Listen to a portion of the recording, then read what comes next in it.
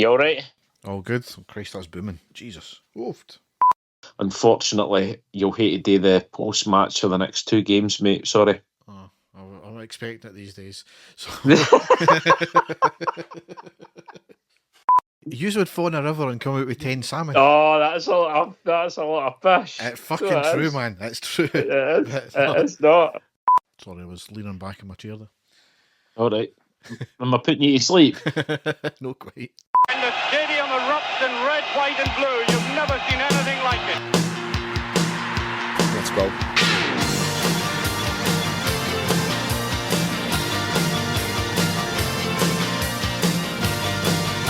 Manchester, brace yourself. Rangers are coming! Hi everyone, and welcome to the next episode of the iReady podcast. As ever, I'm your host Derek, and with me is my co-host Dave. How you doing, Dave? Derek, the blood pressure is up, palpitations, stress level through the roof, no fingernails, and I don't think my heart can take it. It can only mean one thing, and that is Rangers are back. The season has started.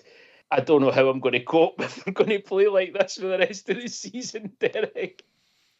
I thought you were going to say that you've actually discovered a free VPN to go on those dodgy sites, Dave. Derek, I would never, ever, ever watch Celtic television.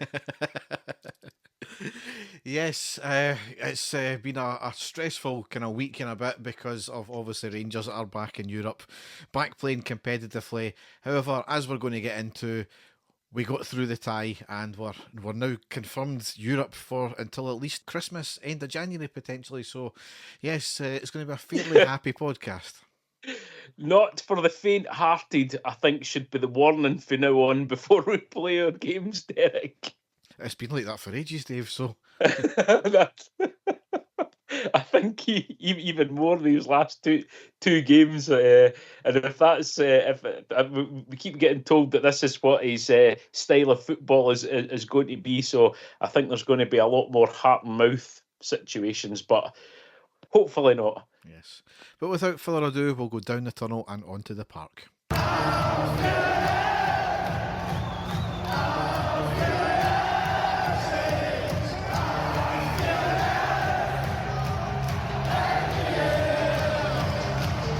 So before we do that, the transfer window is still open. There's not been a lot of movement since our last podcast a couple of weeks ago. There's only been rumours of players that are coming in, rumours of Oliver Antman from Go Ahead Eagles to be coming in, as well as the apparent highly rated youngster Mikey Moore on loan from Spurs. So according to some reports that talks are far on with them and it's almost done and dusted, but nothing confirmed yet.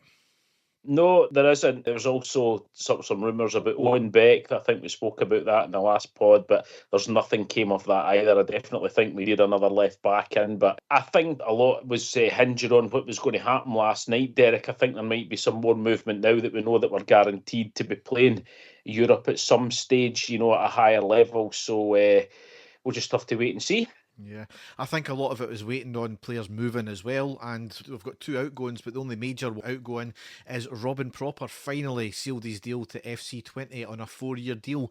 As I said, it was rather protracted, largely down to him obviously going to be dropping wages from what he has at us, and he was wanting a payoff from us, so I'm sure I heard somewhere that it was a £200,000 payoff we gave him, but who actually knows is never fully disclosed anyway. So yeah. It never worked out for him with us. We wish him well and good luck. Yeah, exactly. The only other outgoing, as I mentioned, is 19-year-old goalkeeper Mason Munn has joined Dunfermline on a season-long loan. So he's kind of going down the Alan McGregor route with this one here. So it's a good move for him. The only problem is that he's going to be working under Neil Lennon. Yeah, no, here's hoping he doesn't give him too much sticky. So there was a lot said about the European squad deadline. That was what was looming. The deadline passed and Rangers were silent on it until a good kind of day and a half, 2 days later. However, we finally confirmed the squad. So the goalkeepers we've got is Butland, Kelly and Kieran Wright. Defenders, Max Aarons, Nassan Jiga, Emmanuel Fernandez, Leon King, John Suter, James Tavernier and Jeffrey. Midfielders is Tello Asgard, Barami, Barron, Lyle Cameron, Oscar Cortez, Mohamed Diatomande, Kieran Dowell, Robbie Fraser, Gassama, Nico Raskin and Joe Rothwell, and the forwards were lined up with Cyril Dessers, Josh Gentles, Hamza Agman and Danilo. Now I think there's already rumours of Josh Gentles going out on loan, so that'll be one player down. Obviously we're still waiting to see what happens in the transfer window with Dessers and Igman. Obviously, that's not the final Euro squad. I think you get another couple of submissions to sub players in and out, depending on how far you get through the qualifiers. So we'll wait and see with that one. But obviously, it's a fluid thing at this point when there's still another month to go of the transfer window.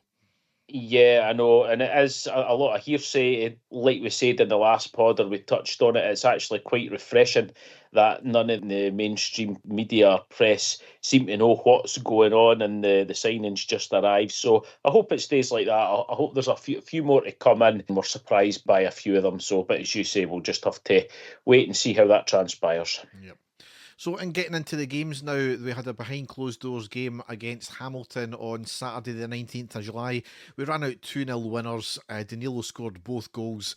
No idea how we played because it wasn't disclosed, was it, Dave? No, it wasn't. No, it was just exactly what you said there. You know, the lineups, the substitutions and stuff, but there wasn't much about the actual game itself. No.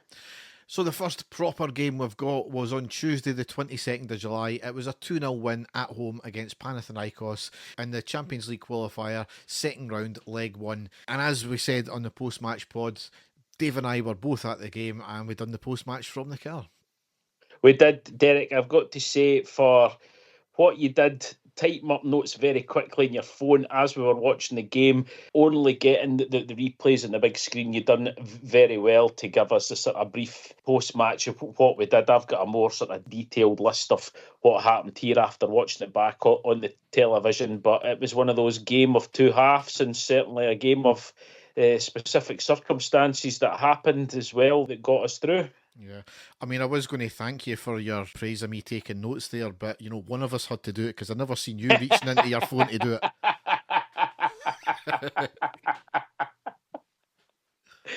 I'm saying nothing.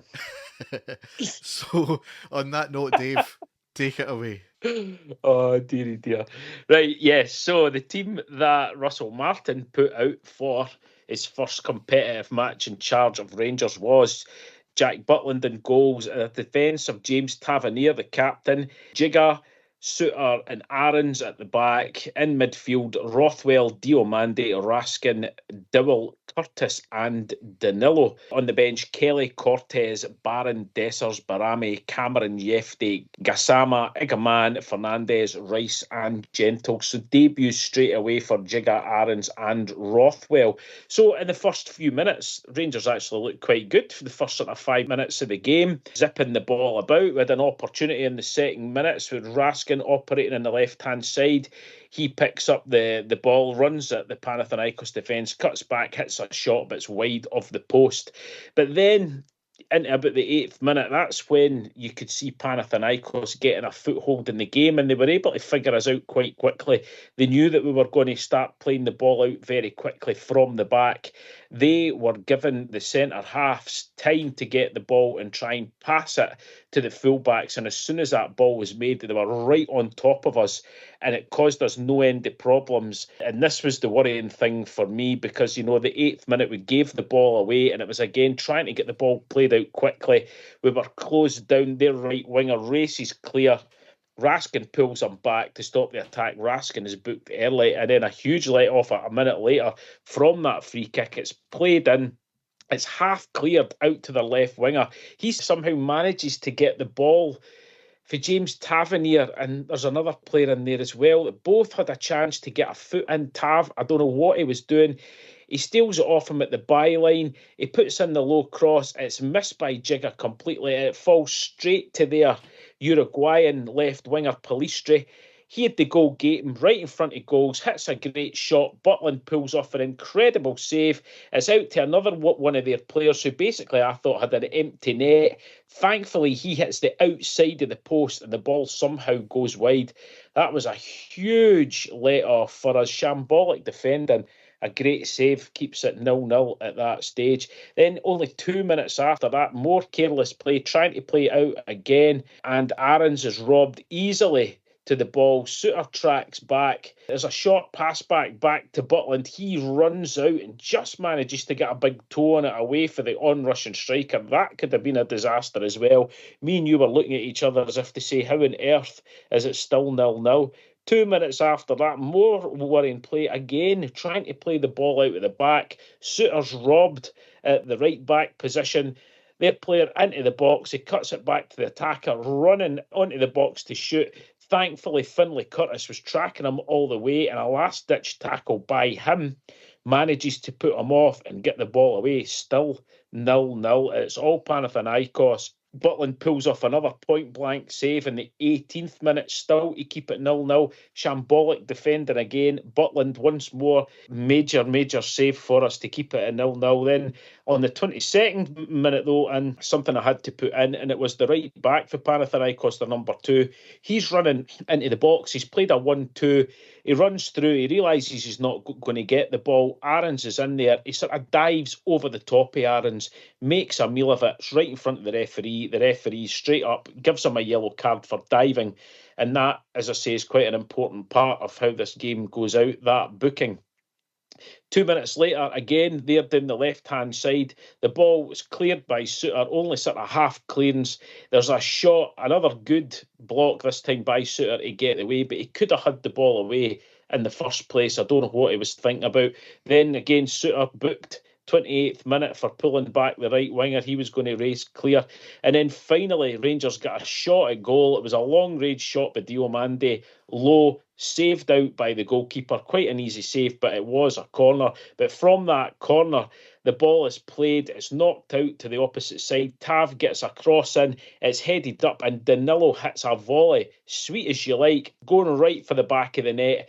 It takes a deflection off one of the Panathinaikos players and gets deflected out for a corner. So from then on, we started to get more and more of the ball getting back into the game. Half-time came, like I say, very lucky not to have conceded there. No changes going into the second half. 49th minute, good save by Butland again, almost straight away. There's a high free kick played in there. None of our players are tracking it. I realise it was straight for the training ground, but none of our players are tracking where the ball lands. And it lands right at the feet of one of their players. And this is a high ball into the box. Nobody gets there. They stayed on side. Great shot, great save again by Butland and clear. At this stage, it was really only looking as if one team were going to score. Thankfully, though, a minute later, Rangers actually took the lead, and it all came from Panathinaikos having a chance themselves. They were breaking down the left-hand side. Their winger hits a low shot from outside the box. Butland saves, spills it, gathers it again at the second attempt, and from that play, we go right up the park and score because he plays it out to Raskin in the left back position in his own half. He races down, passes the ball to Finlay Curtis on the left wing, and Curtis, with the most incredible first touch, is able to cut back and take out two of their players altogether. He gets to the edge of the box, cuts inside again, and hits a curling right foot shot, which takes a slight deflection past the goalkeeper into the back of the net. And I think we were all looking more surprised than anything else, Derek, but an excellent goal and absolutely delighted to be 1-0 up at that stage. Yeah, I mean, it came from absolute nowhere. I was still trying to type up notes from the previous move from Panathinaikos, and I kind of half missed the goal. I missed all the move, seen the shot, seen the back of the net rippling, and we went ballistic at that point there. Seen it back, obviously, after watching the game also, and yeah, it was an absolute stunning goal. Yep, absolutely brilliant. And I think it was more disbelief that we'd actually went up and scored. So we thought, how are we going to build from this? Rangers had looked slightly better, I've got to say, but we were just worrying that there was going to be another mix-up. And we get it. It's the first competitive match. It's all new players and a new system. I totally get it. But it was sort of heart-in-the-mouth stuff a few times. And then, in the 58th minute, another mix-up in defence. Rangers managed to clear the ball to Curtis on the left-hand side. He gets the ball, and the defender who's marking him is the right back who's already been booked. But an incredible first touch by Curtis takes him away for the man racing clear. That defender pulls him back, fouls him straight away. The referee's right over, second yellow card, and they are down to 10 men. pivotal point for us at that stage, Derek, because we knew this is an opportunity now to try and get that second goal. But it was a clear foul and a clear second yellow card for me. What do you think of that? Yeah, I mean, you can't argue about that foul at all. Certainly a clear second yellow card, and I think the player knew it as soon as he went down, because Yeah. there was a wee delay when the referee produced the card. I'm going to be a bit controversial here because I'm not actually sure if the first foul was yellow card worthy. I thought initially we were maybe a wee bit lucky with that one, with the actual initial foul. I'm not sure it was a dive either, to be honest, though. So if it wasn't a foul, I don't think it was a dive. So maybe we got lucky with the first yellow card, but certainly no complaints about the second one. And that's really up to the player and the manager as well, regardless of how you've got the first yellow card. If it's controversial or not, if you've got that yellow card and you're walking that tightrope, then you can't put in any silly challenges like that. So that's on their manager and the player ultimately. So yeah, I'll take it all the time. Yeah, and from that point on, it was all us for that stage for the next sort of half hour. 63rd minute, great play by Curtis, back heel to Raskin. Raskin cross in, Kieran Dill with a header just over the bar. If he'd only been slightly up, I think he was going to score that one. Really unlucky there, really good move. Raskin on the edge of the box, cuts the ball back, and a shot by Raskin at the edge of the box, saved by their goalkeeper. It only goes as far as Diomande. He cuts it back to Raskin. He cuts back again, hits another rasping shot, another great save by their goalkeeper, and they managed to clear it to keep it at 1-0. So two really good saves by their goalkeeper at that stage. Panathinaikos are camped in their own box at this stage, and that is when the manager decided to change his whole front line. Triple subs, Dessers, Gassama and Igaman all coming on, Curtis, Dowell and Danilo all coming off. And 5 minutes after that, Rangers scored the second goal, an absolute belter, and it all came, believe it or not, from right at our own corner flag at the right back position, where Aarons, who was our left back, but he was in the right back position, not quite sure about that one, he's got a man on him, but completely turns him, like, fantastic move, turns his man, leaves him for dead, plays the ball up the right wing to Igaman, still in his own half, infield to Diomande. He races through, passes the ball out to Gassama. I think it was only second touch of the game, and Gassama just decides to go for it. Takes on his man, powerful, fully pace, cuts inside, gets to the edge of the box, cuts in again, and hits a fantastic shot into the near post of the goalkeeper to make it 2-0 to Rangers. Me and you gone absolutely mental, Derek, at that stage. I actually thought it was a far post. I thought it was a carbon copy of Curtis's goal almost, but it wasn't. It was the near post. But a fantastic move from our own half and a great goal. And what a way to make your debut. I mean, that was the type of move you seen in Europe when we had Gerrard as a manager, a sweeping quick move all the way up the park. I mean, Gassama got the ball from not far past the halfway line and he ran to about the 20-yard point and then hit the shot from there. Just an all-round brilliant goal, and what a way to make your debut. Yep, superb. 85th minute, sub, Rothwell off, Barami on. There seemed to be an issue with Barami. He was supposed to have come on a few minutes earlier. I don't know if it was a problem with his socks. He had to do it, cut these stupid holes at the back of the socks, like you see a lot of it happening. I think he was ordered to go in and change them. He didn't look happy, but he came on eventually anyway. 87th minute, Raskin with a cross in from the left. Igman rises up with the defender, gets a powerful header just wide of the post. We all thought that was in. It was a really good move. Unlucky there. It gets to 90 minutes or 6 minutes of added time. Nothing happened after that. And Rangers, incredibly, win the game by 2-0. The first half almost completely controlled by Panathinaikos. They could easily have been 2 or 3 up if it wasn't for Butland. But to be fair to Rangers, they grew into the game, scoring the goal when they did. Then the sending off was huge for us, and it cemented our dominance into the second half. So a great result, absolutely fantastic result. There's no taking away from that, because we knew we were going to have a really tough game in extreme heat the following week in the return leg. I mean, we didn't play well. Certainly in the second half we were better. We probably could have pressed it a wee bit more. When the triple sub came on, we did look at each other, and I did say to you at the time, that's an attacking move. It's bold, so that's quite good. There were several players that were not up to speed. Several players had a shocking game.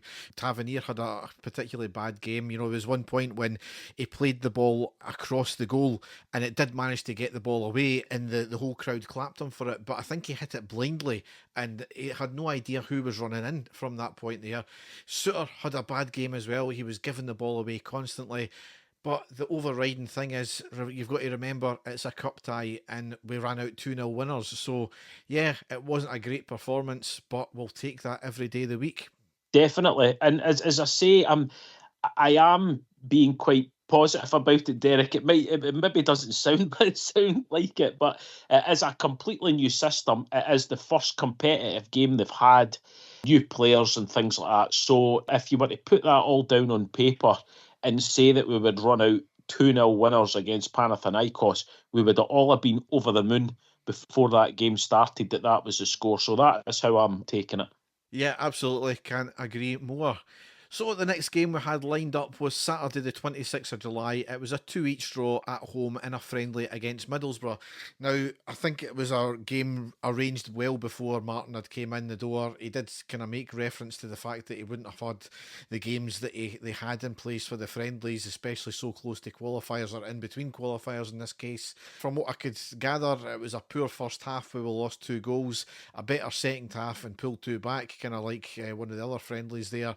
One of the Middlesbrough goals was offside, but it stood, and we had apparently a Stonewall penalty for a handball, but there was 2 fouls at the same time in the box. It got denied, and Martin got not sent off, but he got sent to the stand by John Beaton. Both apparently have apologised to each other. I think Martin said he needs to maybe learn that referees act differently up here, and Beaton's kind of apologised for sending him up to the stand. They probably shouldn't have done that. So a learning point on both of them, but Beaton's an idiot and so are the officials. Nothing changes there in Scotland. Dave, you watched the game, I think, didn't you not? I did. As you say, Derek, the first half, it was a very, very weakened team that he put out in the first half. There was a few of the young players playing there, and the team didn't really turn up.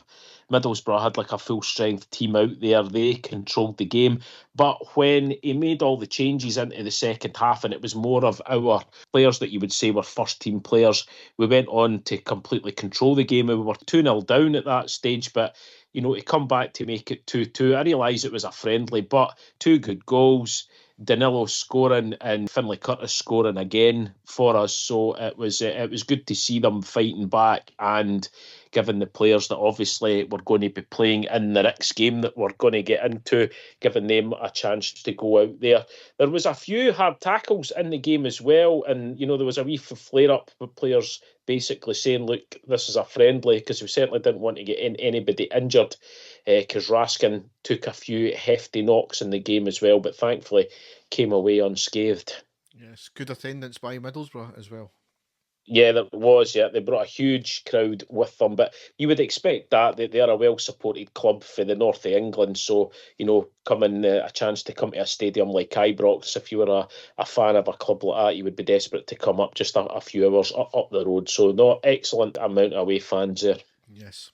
So it leaves us into the last game we've got here, which was last night, or 2 nights ago, if you're going to be listening to this by the time it's out, was Wednesday the 30th of July. It was a 1-each draw away against Panathinaikos, which meant we won the tie 3-1 in aggregate, and that was obviously in the Champions League qualifiers, the second round, leg 2. Quite surprisingly, I felt that we lined up with the same team as what started the last game. So yeah. That was Butland, Tavernier, Jigga, Suter, Aarons, Rothwell, Raskin, Diamande, Dill, Curtis and Danilo. You would have thought Gassama would have played from the start, but he will come into it later on.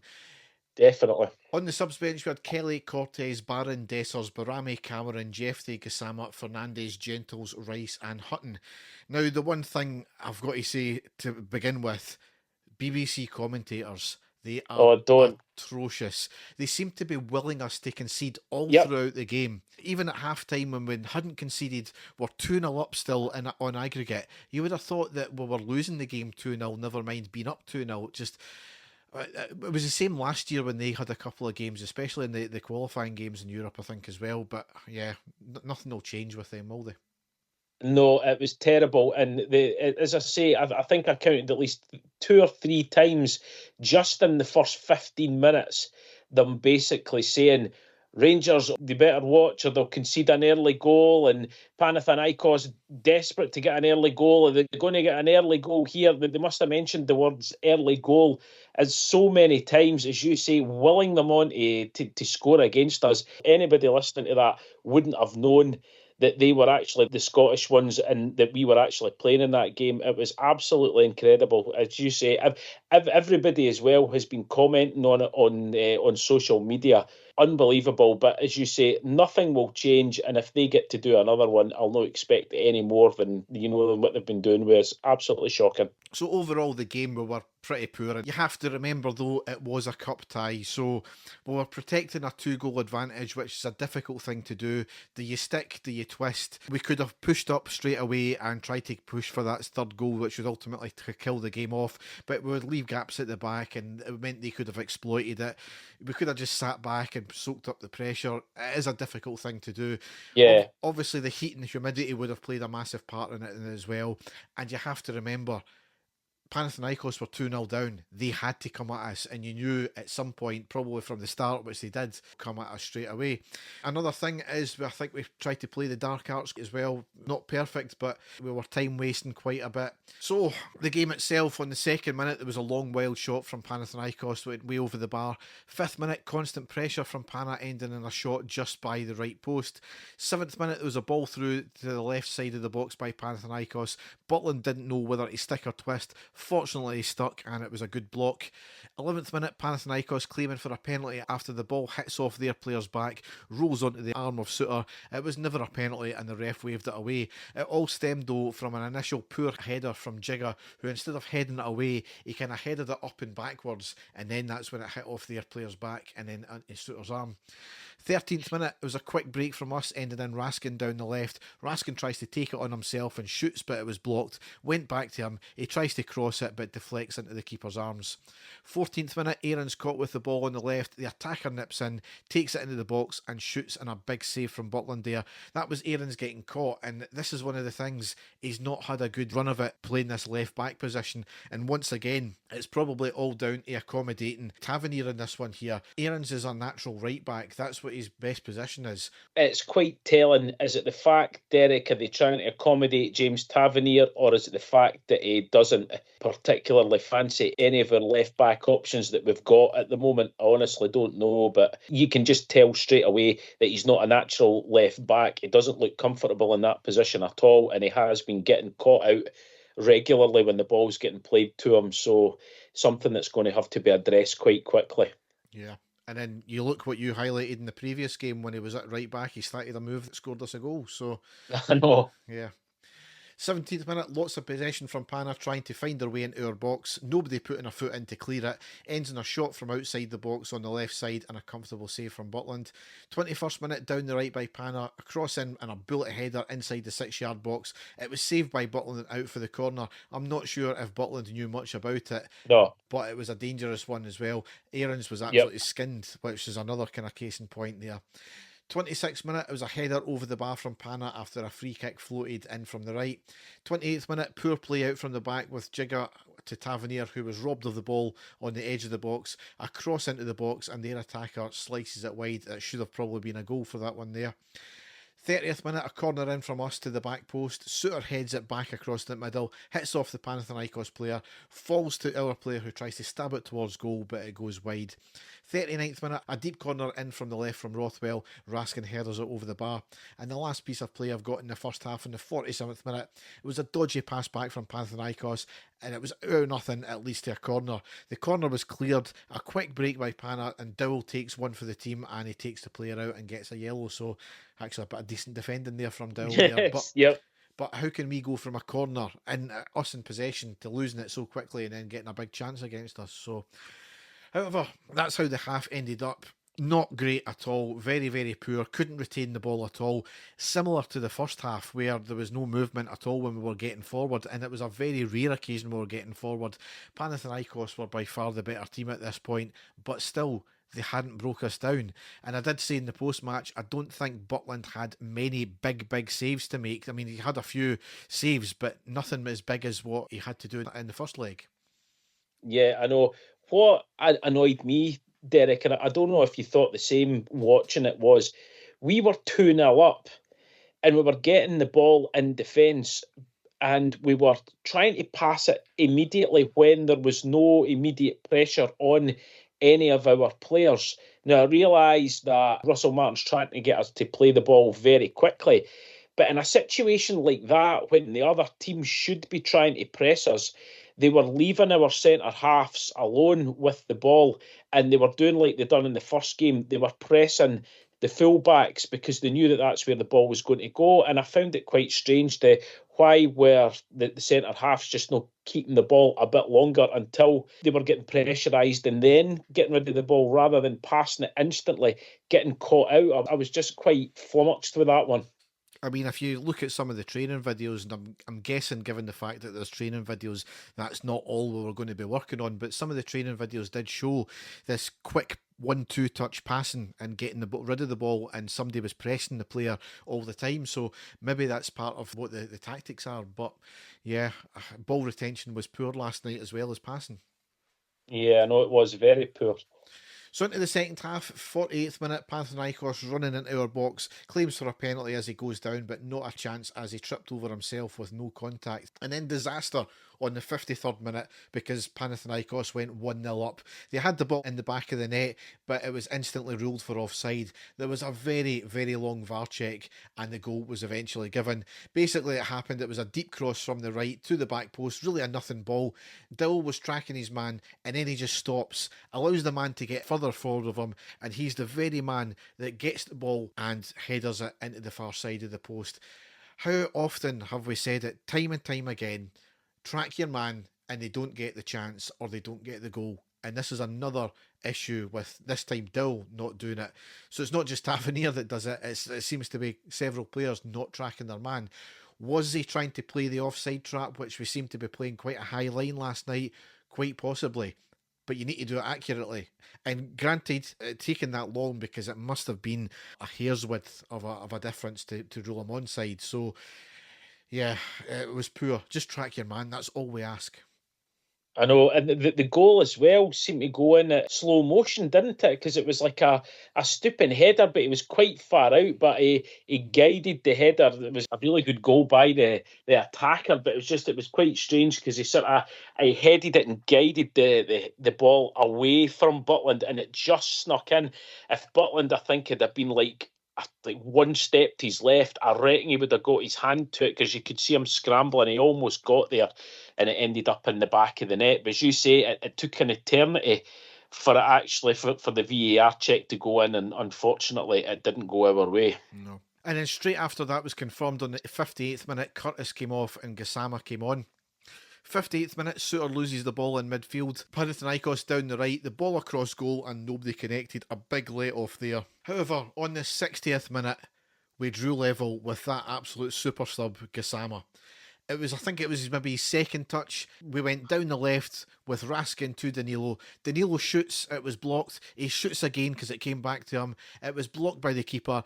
Back out to Gassama, who with lovely technique at kind of hip height, he half volleys it into the net. Absolutely stunning goal. And here's the thing, not just Gassama, that's twice now in 2 competitive games, Martin has made a substitution and within minutes it's paid off. Could he be actually, we've finally got a manager who knows how to work a substitute as well? Well, it certainly looked like it, Derek, and what a goal it was. Fantastic technique by Gassama. But you know the best thing, Derek? It was the sound of disappointment on the BBC commentator when he had to actually have a sort of high-pitched voice. You could tell he was broken. He had to try and pretend that he sounded excited, but he was fooling no one. Absolutely brilliant. A great goal. And as you say, just like the last game, it looked as if it was maybe just his setting touch, but it shows you that the guy isn't just about running at players and creating things. That was an instinct shot on the volley from him. And going by the amounts of money that have been quoted that game last night has made us in getting through, that's more than paid for his transfer fee already, hasn't it? Those 2 goals. So, no, absolutely brilliant. And again, I think it was more disbelief that we managed to get a goal at that stage, but fantastic. And we knew that was really going to kill the game off. Yeah, I think it absolutely deflated Panathinaikos after that. I mean, they went 1-0 up. They had a big, massive chance just a couple of minutes later. And then within a minute after, we drew level in the game and ultimately put it far too in front of them, I thought, at that point. Yep. 70th minute, a lovely ball from Panathinaikos with a cross from the right, bouncing through the box. 2 attackers threw themselves at it, but fortunately they never got there. 71st minute, a long shot from Pana, but went wide. 73rd minute, thankfully Dowell went off and Jeffrey came on. 81st minute, Danilo and Rothwell off, Dessers and Barami came on. 89th minute, a good move from Panathinaikos, ending in a ball being ballooned over the bar. 5 minutes injury time added. And then on the 92nd minute, there was a ball through to Dessers. He goes 1v1 with the keeper. He shoots low, and the keeper managed to pull out a save. Dessers is back. I know. As soon as you saw him racing clear, you thought, right, he's got a great opportunity here. He gets himself between the last defender, which was brilliant. He basically done everything right. It was a powerful shot, but I think the goalkeeper knew exactly where he was going to put it. So it was a half-decent save, but could have done a lot better there. But regardless, we'd still done enough for us to get through, which was the main thing. Yeah, I'm maybe being a wee bit harsh on Danilo here, but in that few minutes that Dessers came on, he done more than Danilo all game. And this is the thing, if you actually watch when Dessers did come on, he did actually pretty decent. He drew a few fouls out as well. He held up the ball pretty well. So hopefully that's maybe something he's been working on and added to his game. We've spoke about Dessers more than any other player, I think, in the last few years. But one thing's for sure, he's by far the best striker that we currently have on our books for scoring goals. He's the best at holding the ball up also. He's got the physicality that Danilo doesn't have also. So for me, if it was a choice between him and Danilo, it would be Dessers every single time that would be leading the line for us. So far, yeah. So we're through to the third round qualifying of the Champions League. We knew we were either going to get Servette or Victoria Pilsen. However, Victoria Pilsen won the game last night, so that's who we're going to be playing next week in the next leg, which we'll get into now. So the games that we've got to come: Saturday the 2nd of August, away against Motherwell. That's a Premiership opener. That's a pain in the arse time. That's a 5:30 kick-off at night. Tuesday the 5th of August, that is the first leg of the game against Pilsen. That's the round 3 leg 1. That's a 19:45 kick-off. Saturday the 9th of August, at home against Dundee in the Premiership. That's another pain in the arse kick-off time, 17:45. The second leg of the Pilsen game is going to be on Tuesday the 12th of August. That's I think that's a 6 o'clock kick-off there. Saturday the 16th of August, at home against Alloa. That's who we got drawn against in the League Cup last 16. That's the time of that is still to be decided, but going by what has already been this season so far, it's going to be a shite time. Celtic have drawn Falkirk at home, so that could be quite a tricky tie for them. Then, and obviously it's only if we get past Pilsen, 19th or 20th is the playoff round of the Champions League qualifier. Then we've got Saturday the 23rd of August, that's away against St Mirren in the Premiership, finally a 3 o'clock kick-off. Then on the 26th or 27th of August, we've got the second leg of the playoff. Not counting my chickens yet though about getting into that round. And then to round out August, Sunday the 31st of August, that's at home against Celtic in the Premiership, and I think that's like a 12 o'clock kick-off. So August is a busy, busy month. 9 games in 30 days. We'll have played 7 games, 7 competitive games before we get to the playoffs. Celtic are only have played 3 competitive games. So as much as it might be tiring, that could actually work in our favour because we've got that run of competitive games for the team to gel in. So it could work in our favour. Fingers crossed. We certainly do need games for the team to gel more. We can see that. So we only have to hope that that is the case. Yes. So we'll now go into the news.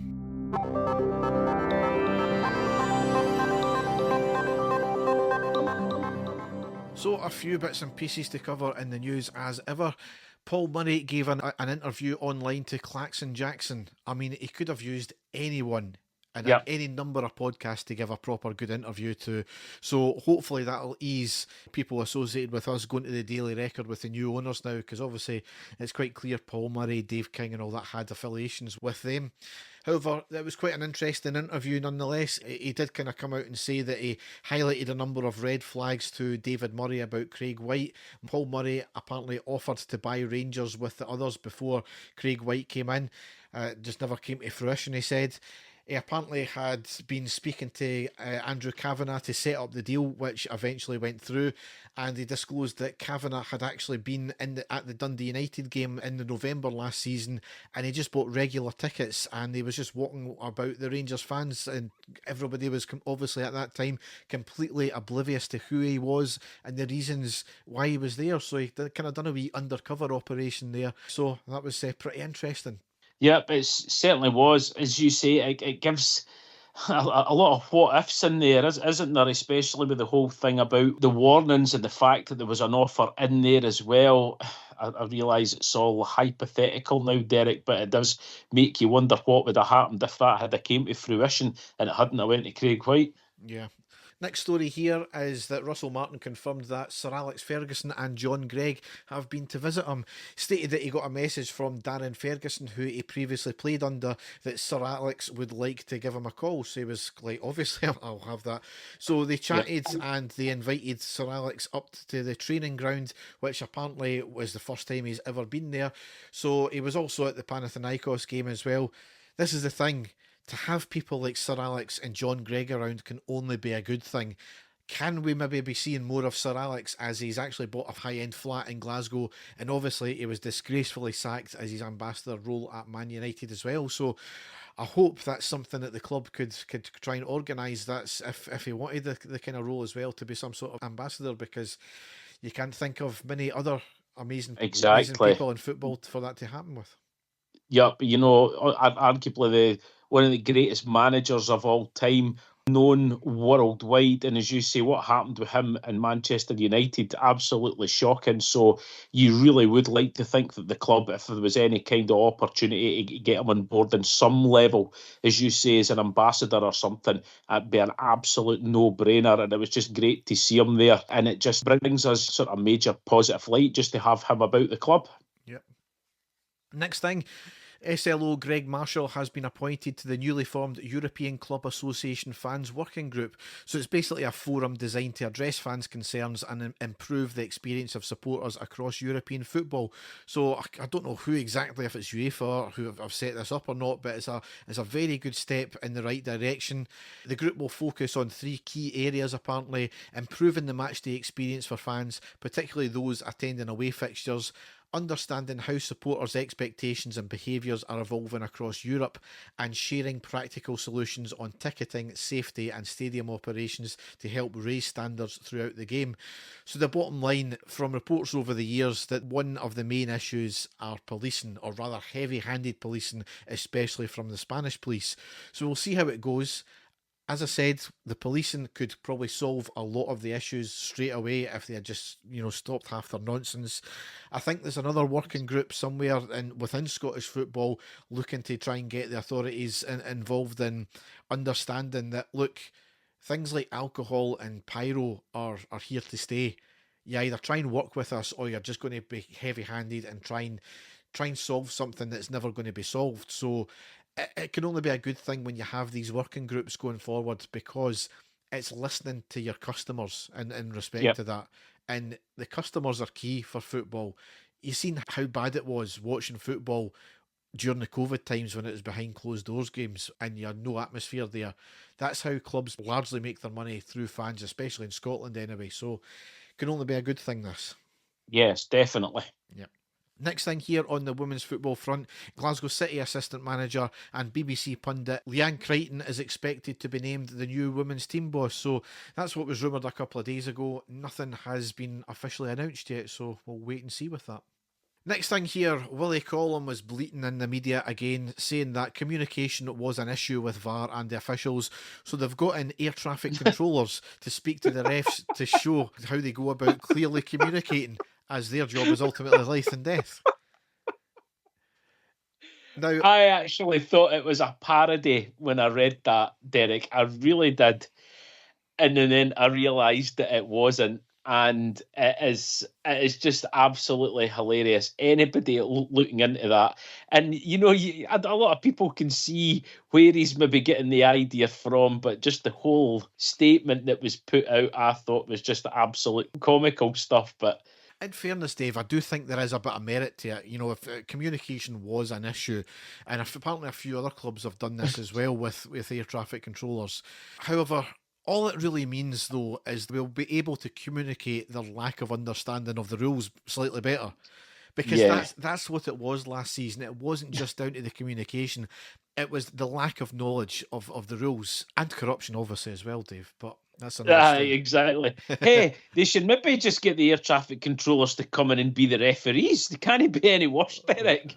I would rather them stick to doing their job well, because they've got a high pressure job. So unbelievable. But yeah, I mean, there is partially merit in there, but the refereeing issue in Scotland is not just communication. It's down to a whole host of things. And it was all well and good, Willie Collum coming out on this VAR review panel thing and coming doing these wee YouTube videos. But what really was the learning? Because all throughout all last season, you could maybe even say, right, we'll give them the first 6 months of this. But no, it continued all into last season. So let's wait and see what happens. Yep, I'm not expecting much, Derek, let's be honest. No. And the last story I've got here, and a rather concerning one, is that he gave us a scare last week. Gazza was found collapsed in his home by one of his friends, and he was rushed to hospital. So there's no further update on that, or even if he's still in hospital. The reports were he was pretty ill, but there's no been any further updates. No, there is. It's been very quiet, actually, just with you mentioning that there. Yeah, I mean, it's obviously in the last kind of week or so has been quite high profile for celebrity deaths, so we certainly hope that he's on the mend, and we wish him all the best. 100%, yes. Yep. So it's now time for Fresco Corner. Met the woman of my dreams. Was going well. Absolutely fucked it when she asked me to talk dirty to her, and I panicked. I said, "Welcome to Pound Town. Population you." Haunts me to this day.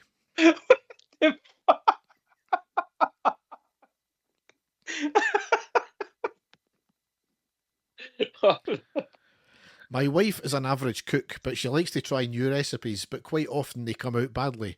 Twice this week I've ordered a Deliveroo to meet me as I walk the dog so I can eat a full meal. Trying to smuggle a fork out the kitchen drawer for my Chinese wasn't easy though.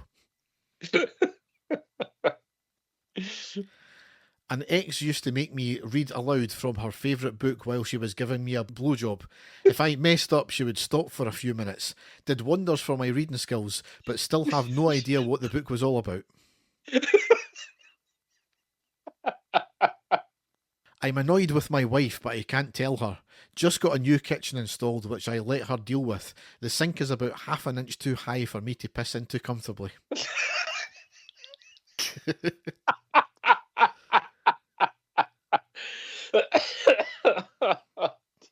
Dear. Boyfriend has been on about having a threesome for ages. I finally agreed and said I'd organise it. Saturday night we're booked into an anonymous hotel 20 miles away. Can't wait to see his face when his mate Steve knocks on the door.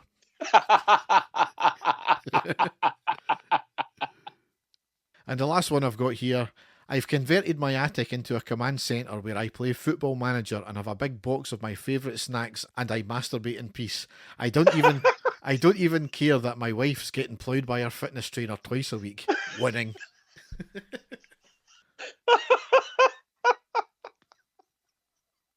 Whatever floats his boat. Oh, dear. Right, okay. So on that note, we will end the podcast. Yeah.